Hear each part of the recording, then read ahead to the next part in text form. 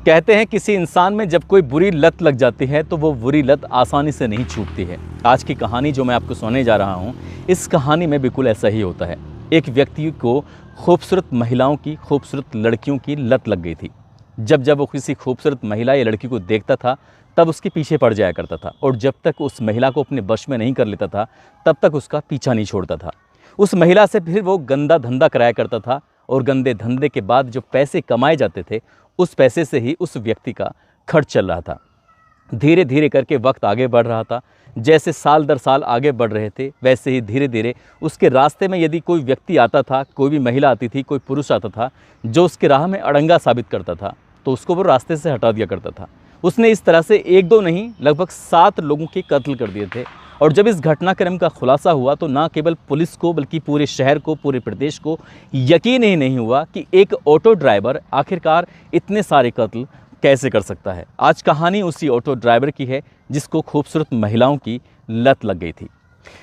आदाब, नमस्कार, सत श्री अकाल। मैं उस्मान सैफ़ी। आज की जो सच्ची घटना मैं आपको सुनाने जा रहा हूँ, ये सच्ची घटना है पंजाब प्रदेश का एक शहर है पटियाला, और इसी पटियाला शहर का एक इलाका है मॉडल टाउन, और उसी मॉडल टाउन के पीछे एक टैगोर सिनेमा है। टैगोर सिनेमा के पीछे बात कर रहा हूँ 30 दिसंबर साल 2017 की। वहाँ पर एक लाश पड़ी हुई थी। जैसे ही राहगीरों ने उस रास्ते पर जाकर, एक व्यक्ति टॉयलेट कर रहा था तो उस व्यक्ति की नज़र पड़ती एक लाश पर, और उसकी चीख पुकार सुनने के बाद जो आसपास के लोग थे वो भी मौके पर आ जाते हैं। पुलिस मौके पर आती है। पुलिस भी आने के बाद इस व्यक्ति की जांच पड़ताल में जुट जाती है, लेकिन मरने वाले व्यक्ति का कोई नाम, कोई सुराग नहीं था। तो पुलिस आखिरकार करे तो क्या करे। हालांकि पुलिस ने उस शव को कब्जे में लिया। कब्जे में लेने के बाद पोस्टमार्टम के लिए भिजवाया, और उसके पूरे शरीर की तलाशी ली गई। शहर में ये सूचना भी दी गई थी कि ये एक व्यक्ति है जिसकी लाश मिली है। ना तो सोशल मीडिया के माध्यम से कोई पता चल रहा था, ना ही किसी ने किसी व्यक्ति के गुमशुदगी की कोई रिपोर्ट दर्ज कराई थी। पुलिस करे तो आखिरकार क्या करे। तभी पुलिस ने एक बार फिर से उस व्यक्ति की तलाशी ली तो उसमें एक विजिटिंग कार्ड मिलता है। पुलिस ने उस विजिटिंग कार्ड वाले व्यक्ति से संपर्क किया, उस व्यक्ति को पोस्टमार्टम हाउस में बुलवाया, उससे पूछा कि क्या तुम इस व्यक्ति को जानते हो। तो उसके कद काठी से, उसके पहनावे से, क्योंकि उसका जो चेहरा था वो बुरी तरह से बिगाड़ दिया गया था, ऐसे पोस्टमार्टम रिपोर्ट में आता है कि शायद उसको ईंटों से कुचलकर उसकी हत्या की गई थी। साथ ही उस पर धारदार हथियारों से वार किए गए थे। उस व्यक्ति के बारे में कुछ जानकारी मिलती है। जानकारी मिलने के बाद बताया जाता है कि उस व्यक्ति का नाम होता है राजेंद्र कुमार पुत्र चमनलाल, जो कि सरपंच कॉलोनी लुधियाना का रहने वाला होता है। इस व्यक्ति का इस विजिटिंग कार्ड वाले व्यक्ति से क्या ताल्लुक था, जब इसी के बारे में जानकारी पूछी जाती है तो कहता है कि साहब वो एक जगह किराए पर रहता है, जो कि भागड़ एक पटियाला में जगह लगती है, वहाँ पर किराए पर रहता है, जो कि इसकी मकान मालिक हैं हेमा। हेमा 43 साल की एक महिला होती है। ये उन्हीं के घर पर आता था, उन्हीं के घर पर जाता था। उन्हीं से इस व्यक्ति के कुछ ना कुछ ज़रूर रिश्तेदारी रही होगी। अब पुलिस ने उस किराएदार को छोड़ इसे हेमा के पास जाती है, और हेमा से बातचीत करने की कोशिश कर रही थी कि आखिरकार क्या तुम राजेंद्र कुमार को जानती हो। राजेंद्र कुमार की उम्र लगभग 47 साल के आसपास होती है, और हेमा की उम्र लगभग 43 साल के आसपास थी। हेमा से जब बातचीत की जाती है तो हेमा शुरू में तो इधर उधर की बातें बताने लगती है, लेकिन जो राज था वो राज खुलना भी बाकी था।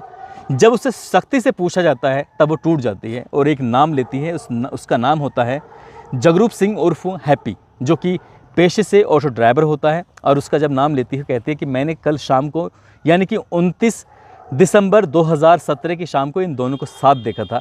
अब पुलिस ने कड़ी मशक्क़त के बाद आखिरकार उस हैप्पी को भी गिरफ्तार कर लिया। अब हैप्पी से जब पूछताछ की जा रही थी तो हैप्पी पुलिस के सवालों के सामने ज़्यादा देर टिक नहीं सका। आखिरकार जो उसने सच बताया वो वाकई अपने आप में भयानक होता है। वो कहता है कि हेमा से उसके शारीरिक संबंध थे, हेमा को वो पसंद करता था, लेकिन ये हेमा के पीछे पड़ा हुआ था और हेमा से ज़बरदस्ती नाजायज़ रिश्ते जोड़ने की कोशिश कर रहा था, और हेमा को ये बात बिल्कुल भी पसंद नहीं थी।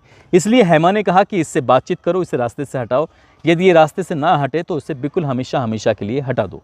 कुछ ऐसा ही था। हैप्पी ये बात सुनने के बाद उस व्यक्ति यानी कि राजेंद्र को जानता था पहले से। राजेंद्र से कहता है कि राजेंद्र चलो कहीं चलते हैं, घूमते हैं। जब भी घूमने फिरने की बात आती है तब उसे वो लेकर सीधा पहुंच जाता है पटियाला के मॉडल टाउन में। एक सिनेमा होता है टैगोर सिनेमा, उसके पीछे बैठकर तसल्ली से आराम से शराब पीते हैं, और शराब पीते पीते हैप्पी यानी कि जगरूप सिंह उसके गिलास के अंदर, उसकी शराब में कुछ नशीली दवाइयाँ मिलाकर दे देता है। और जैसे ही वो नशीली दवाइयाँ लेता है तुरंत ही वो बेहोश हो जाता है। और इसी बीच में वहाँ पास में पड़ी हुई ईंट और अपने पास जो उसकी खुद की तलवार थी, उस तलवार से उस पर हमला कर देता है, उसको बुरी तरह से मारता है, उसके चेहरा बिगाड़ने की कोशिश कर रहा था। उसके पास जो भी उसकी पहचान वाली चीज़ें थी, उन पहचान वाली चीज़ों को मिटा देता है और इसी बीच में उसके पास एक विजिटिंग कार्ड रह जाता है। वो विजिटिंग कार्ड जो हेमा के घर पर किराए पर रहता था एक लड़का, उसी का विजिटिंग कार्ड से पुलिस आखिरकार उस कातिल तक पहुंच जाती है। जब इनसे बातचीत चल रही थी तभी मुखबिर ने एक सूचना दी। मुखबिर कहता है कि ये जो हेमा है, इसके पति की साल 2011 में हत्या कर दी गई थी, लेकिन आज तक उस कातिल का पता नहीं है। ऐसा ना हो कि कहीं जगरूप सिंह उर्फ हैप्पी का इसमें कोई ना कोई हाथ हो। जब इस हेमा से और उस जगरूप सिंह हैप्पी से जब पूछा जाता है, सख्ती से बातचीत कर रहे थे, तब वो वाकई एक और घटनाक्रम के बारे में बताता है। यानी कि अभी एक कत्ल का खुलासा हो चुका था, दूसरे कत्ल की अब बात चल रही है। इस हेमा का पति होता है नंदलाल, जो कि सिंचाई विभाग में कर्मचारी होता है। साल 2011 19 दिसंबर का ये वाकया है। उसकी हत्या हो जाती है। उसकी जो लाश मिली थी, काकोवाल रोड लुधियाना ज़िले के अंदर लाश मिली थी। और जब उससे पूछा जाता है कि तुम्हारा नंदलाल से क्या रिश्ता है, तो बताता है कि उसका हेमा से अफेयर हो गया था, हेमा को पसंद करने लगा था। उस वक्त वो ऑटो चलाया करता था और हेमा का उस रास्ते से कई बार आना जाना हुआ और उसे हेमा पसंद आ जाती है। जब वो हेमा को पसंद करने लगता है तो कभी कभार चुपके से वो उसके घर जाता था। एक दिन हेमा के साथ वो आपत्तिजनक स्थिति में था। इसी बीच में हेमा का पति यानी कि नंदलाल भी आ जाता है और नंदलाल जैसे ही आता है तो उसे अपनी पत्नी के साथ देखकर उसे गुस्सा आता है और इसी बीच में वो मौका पाते ही उसकी हत्या कर देता है। और हत्या करने के बाद उसकी जो लाश थी, काकोवाल रोड लुधियाना के इलाके में फेंक देता है। लेकिन इस घटनाक्रम का कई साल बीत जाते हैं, कभी खुलासा नहीं होता और ना ही इसमें उसकी पत्नी कोई मदद करती है। अब इन दोनों के बीच में नाजायज़ जो रिश्ते थे, वो जो नाजायज़ रिश्ते लगातार बन रहे थे, ठीक ठाक तरह से ज़िंदगी जी रहे थे। लेकिन जब पुलिस इनसे और पूछताछ कर रही थी तो और पूछताछ करने पे पता चलता है कि इसकी ज़िंदगी यानी कि हेमा और जगरूप सिंह उर्फ हैप्पी की ज़िंदगी में एक और महिला होती है जिसका नाम होता है परमजीत कौर।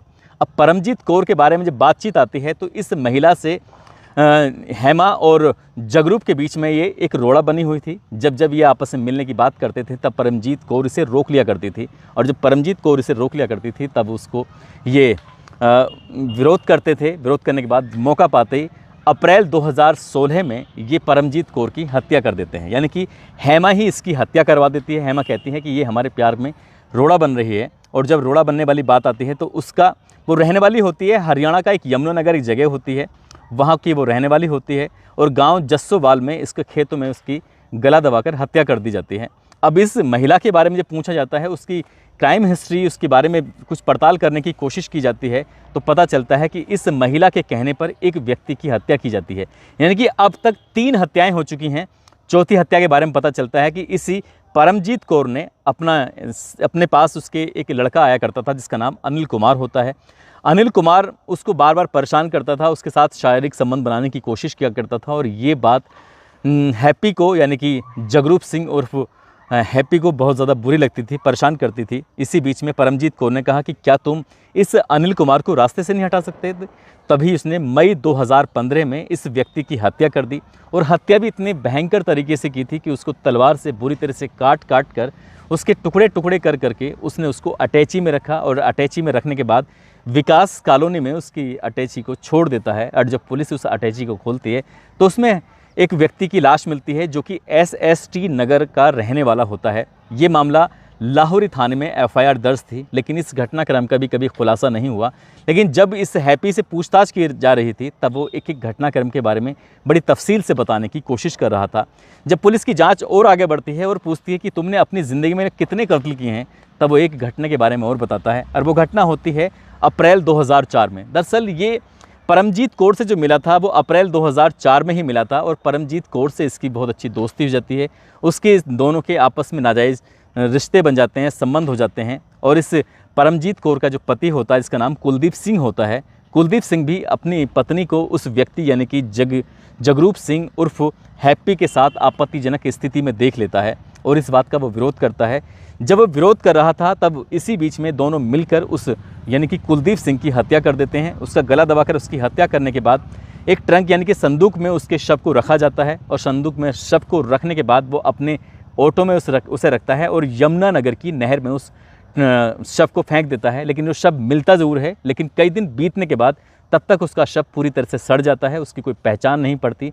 साथ ही किसी ने उस व्यक्ति की यानी कि कुलदीप सिंह की कोई गुमशुदगी दर्ज नहीं कराई थी, इसलिए उस व्यक्ति का भी कोई अता पता नहीं चलता है और पुलिस इस कातिल तक पहुंच नहीं पाती है। अब तक उसने 5 हत्याओं की बात कबूल कर ली थी, लेकिन पुलिस जब इससे और पड़ताल कर रही थी, इसके बारे में पुलिस ने जानकारी जुटाने की कोशिश की तो पता चला कि 4-5 साल ये जेल में रहा था और 4-5 साल जेल में रहने के बाद तब इसको ये महिलाओं की लत लगी थी, आदत लगी थी। पुलिस ने जब इसके बारे में और ये पता करने की कोशिश की कि आखिरकार ये 4-5 साल जेल में क्यों रहा, तो पता चला कि साल 1998 में लुधियाना के पास एक निरंकारी भवन होता है, वहाँ पर ये चोरी कर रहे थे और चोरी करते करते इस जगरूप सिंह उर्फ हैप्पी की नज़र एक महिला पर पड़ती है, जो महिला इसे देख लेती है। महिला ने जैसे चीखने की, चिल्लाने की कोशिश की, तभी उसने उस महिला की हत्या करके वहाँ से भाग जाता है। लेकिन पुलिस जब इस घटनाक्रम का खुलासा करती है तब इसे जेल भेज दिया जाता है। पुलिस ने इससे और पूछा तो इसने बताया कि शिमलापुरी में ये दोस्तों के साथ लूटपाट कर रहा था, वहाँ भी एक महिला ने लूटपाट का विरोध कर दिया था और उस महिला की भी इसने गला दबाकर हत्या कर दी थी। कुल मिलाकर इसने 7 हत्याएं की थी और 7 हत्याओं के बारे में जब इसने बारी बारी से बताने की कोशिश की तो लोगों को यकीन नहीं हो रहा था। जब ये साल 1995 में जब ये लूटपाट किया करता था, चोरी किया करता था, उसी साल यानी कि 1995 में इसकी शादी होती है और शादी होने के बाद ये कोई काम धंधा करता नहीं था, इसने ऑटो चलाना शुरू कर दिया था। और जब ये ऑटो चलाया करता था तब ऑटो में बैठने वाली किसी भी लड़की, किसी भी महिला से दोस्ती करता था, उसके साथ नाजायज़ रिश्ते बनाने की कोशिश करता था। जो महिलाएं, जो लड़कियां इसकी कब्ज़े में आ जाती थीं, उन महिलाओं उनके साथ वो नाजायज़ रिश्ते बनाने के बाद उन्हें गलत धंधे में डाल दिया करता था और उनकी वजह से वो पैसे भी कमाया करता था। लेकिन जब इसकी पत्नी को ये बात पता चलती है तो कुछ ही दिन इसके साथ रहती है, उसके बाद वो हमेशा हमेशा के लिए इसे छोड़कर चली जाती है। और पुलिस ने जब इस घटनाक्रम का खुलासा किया कि जगरूप सिंह उर्फ हैप्पी ने 1-2 नहीं 7 कत्ल किए हैं, कई महिलाओं के साथ उसके नाजायज़ रिश्ते रहे हैं, संबंध रहे हैं और उन्हीं नाजायज़ रिश्तों की खातिर जो पैसे कमाता था उसी से इसका घर का खर्च चलता था। लेकिन इसी बीच में 2-3 महिलाओं की वजह से उसने 1-2 नहीं कई कत्ल कर दिए और एक कड़ी से दूसरी कड़ी जब लगातार जुड़ती चली गई तब जाकर पता चलता है कि ये हैप्पी कितना ख़तरनाक किस्म का इंसान बन गया था।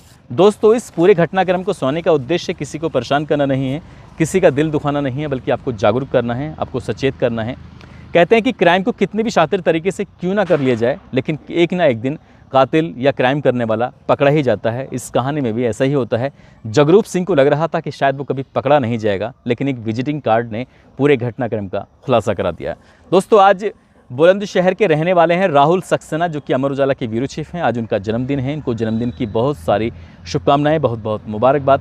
साथ ही मोहम्मद आसिफ मंसूरी हैं, जो काशीपुर के रहने वाले हैं, आज उनका भी जन्मदिन है। साथ ही सीतापुर के रहने वाले फैज़ान हैं, दिल्ली की रहने वाली हैं गुंजन, आज इनका भी जन्मदिन है, इनको भी जन्मदिन की बहुत बहुत शुभकामनाएं। 11 नवंबर को मेरा जन्मदिन था। आप लोगों ने जो प्यार दिया, इतना सम्मान दिया, इसके लिए मैं भी आपका दिल से शुक्रिया अदा करता हूं, धन्यवाद करता हूं। साथ ही कुछ लोगों ने नाम लेने की अपील की है, जिसमें मोहनलाल गुज्जर हैं, अजमेर के रहने वाले हैं, रंजन गिरी झारखंड से हैं, मोहम्मद आसिफ राजा हैं, फ़ारूक अब्दुल्ला असम के रहने वाले हैं, निधि लक्ष्मी ये दोनों बहनें हैं, इरशाद आलम हैं छत्तीसगढ़ से, रितेश कुमार सिंगरौली से हैं, वीरेंद्र पाल हरदोई से हैं, अर्जुन यादव नेपाल से, मोहम्मद अदनान असीम रजा संबल से हैं, हरिओम हापुड़ के रहने वाले हैं। इन लोगों ने नाम लेने की अपील की थी। आप सब लोग अपना ख्याल रखें, सुरक्षित रहें। जय हिंद, जय भारत।